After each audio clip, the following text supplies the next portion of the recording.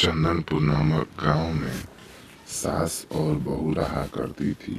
सास का नाम कमला और बहू का नाम मुन्नी थी। एक दिन कमला अपने आंगन में बैठी हुई थी। घर के पीछे सीढ़ियों पर बैठा हुआ था। तब मुन्नी बाहर से आती है। धीरे धीरे अपने कदम बढ़ाते हुए कमला के पास आने लगती है। कमला इधर उधर के नज़ारा देख रहा होता है। तभी उसकी नज़र मुन्नी पर पड़ती है, जो धीरे धीरे अपने पाँव कमला की तरफ बढ़ा रही होती है। तब कमला खड़ा हो जाती है और बोलती है, क्या बात है। फिर कमला बैठ जाती है। तब मुन्नी बोलती है, अम्मा जी, आज खाने में क्या बनाऊं, क्या बनाऊं, समझ नहीं आ रहा। तब कमला खड़ा होकर फिर बैठ जाती है और बोलती है उसे। फिर से मुन्नी बोलने लगती है, अम्मा जी, मैं आज सोच रही थी कि आज पूरी बनाऊं। तब कमला गुस्सा होकर, दिन प्रतिदिन खर्चा इतना बढ़ते जा रहा है, इतनी महंगाई में तुम कभी ये करती हो कभी वो करती हो, घर में जो है उसी से काम चलाओ, ज़्यादा हाथ मत फैलाओ। यह सुनकर मुन्नी थोड़ी सी मायूस हो जाती है।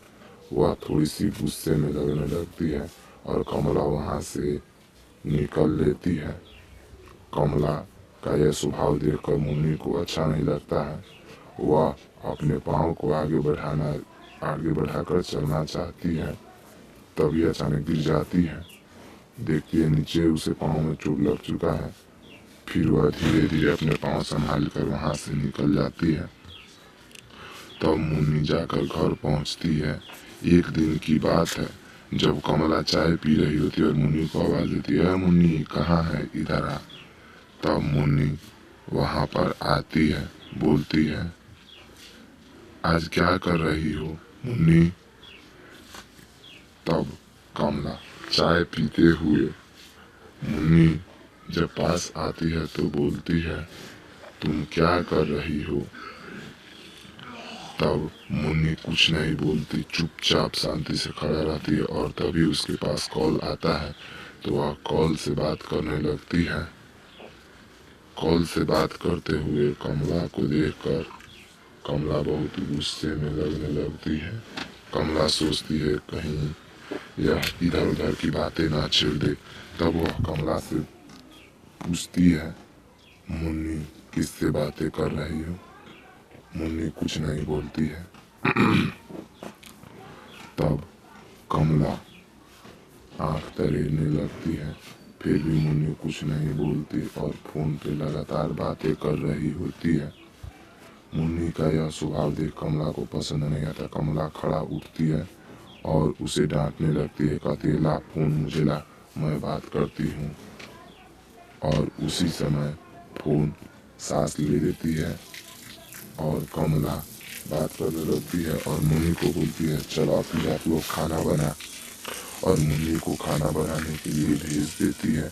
मुन्नी वहाँ से जा रही होती है। कमला अपने बेटे से बात कर रहा होता है। कमला भी सोचती है कि मेरे बच्चे, तुम कैसे हो, कितने दिन बाद फोन किए। और उसे बात करने के बाद कमला वहाँ से किचन की ओर रवाना हो जाती है। वह किचन की ओर जाने लगता है और फिर दोनों सास पुतोह गांव घूमने के लिए निकल जाते हैं। सोचते हैं इसी तरह हम दोनों का थोड़ा टाइम पास भी हो जाएगा। वह घर से दूर निकल आता है और गांव में घूमने लगता है। वह सड़कें, नदियाँ, तालाब, घर, पेड़ पौधे इत्यादि सभी को देखते हुए धीरे धीरे वह आगे बढ़ने लगता है और दोनों ही धीरे धीरे करके बढ़ने लगते हैं।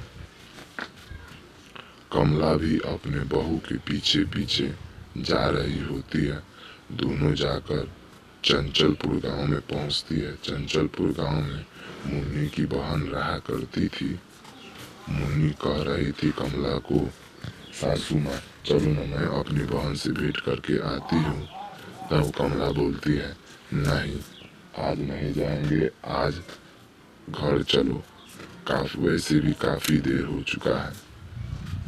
दोनों ही धीरे धीरे करके आगे बढ़ने लगते हैं और किसी तरह से अपने घर की तरफ जाने की कोशिश करते हैं और दोनों ही धीरे धीरे पांव बढ़ाकर अपने घर की ओर रवाना हो जाते हैं। थोड़ी ही देर में उनका घर आने ही वाला होता है। वह अपने घर के आंगन में पहुंच चुकी होती है और तब मोनी देखती है कि घर का दरवाजा भी खुला हुआ है, वहाँ पर कोई भी नहीं है, पूरा घर खाली हो चुका है। घर में केवल सास और बहू रहा करती थी। तो मोनी ने कहा था, मैंने तो गेट बंद करके गया था। तब कमला बोलती है, शायद तुम्हें ने खोला होगा। और कमला दोनों, सास और पुतोह दोनों घर आते हैं और घर आकर धीरे धीरे दोनों एक दूसरे की ओर देखने लगते हैं और फिर अपने घर में चले जाते हैं और दोनों घर के दरवाजे से अंदर आ जाते हैं। अंदर आते ही कमला बोलती है, आज मेरा पाँव दर्द कर रहा है। और दोनों घर के अंदर आते ही किचन की ओर जाने लगते हैं, क्योंकि दोनों को काफी भूख लग चुका था और भूख के मारे कमला की तो जान ही निकल रही थी। वह जोर से कहती है, मोनी सुन रही हो, जल्दी से खाना लेकर आओ, मैं बहुत ही भूखी हूँ। मोनी वहाँ से निकल जाती है। कमला सोचती है, यह सुनी कि नहीं। मैं भी इसके पीछे पीछे जाती हूँ और दोनों ही जाते हैं और तब जाकर मुन्नी खाना खाने लगती है। सोफे पर बैठ के कुछ चन्ने होते हैं, उस चन्ने को दबाने लगती है। ये कहानी काल गांव की है। काल गांव में बीचों बीच एक जंगल था। उस जंगल में एक घर था। उस घर में शाम होने के बाद कोई भी उस घर के रास्ते से नहीं निकलता था।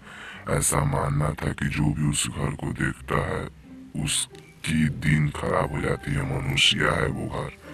लोग ऐसा मानते थे, इसलिए लोग उस घर से बहुत ही दूर रहा करते थे। वह घर जंगल के बीचों बीच था। शाम ढलने के बाद कोई भी व्यक्ति उस जंगल के रास्ते से घर जाने की हिम्मत नहीं करता था।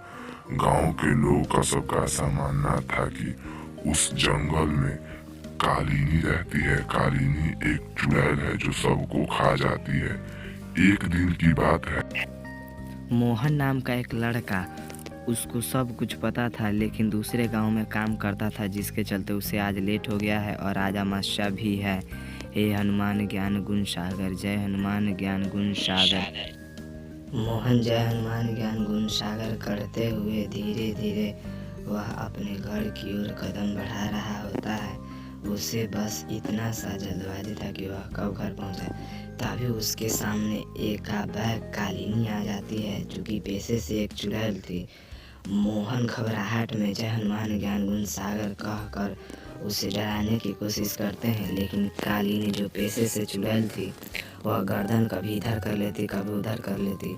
और जब मोहन से कुछ नहीं होता है तो मोहन वहाँ से भागना चाहता है। वह दौड़ लगाता है, लेकिन वह भागने के लिए तैयार होकर जोर से भागा। अब मोहन कैसे भी चुड़ैल से बचने के लिए वह भागने लगता है। लगता था जैसे मोहन के पैर किसी ने वहीं पर बांध दिए हो। फिर मोहन ने अंतिम सांस लिया और जोर से भागने लगा वहाँ से।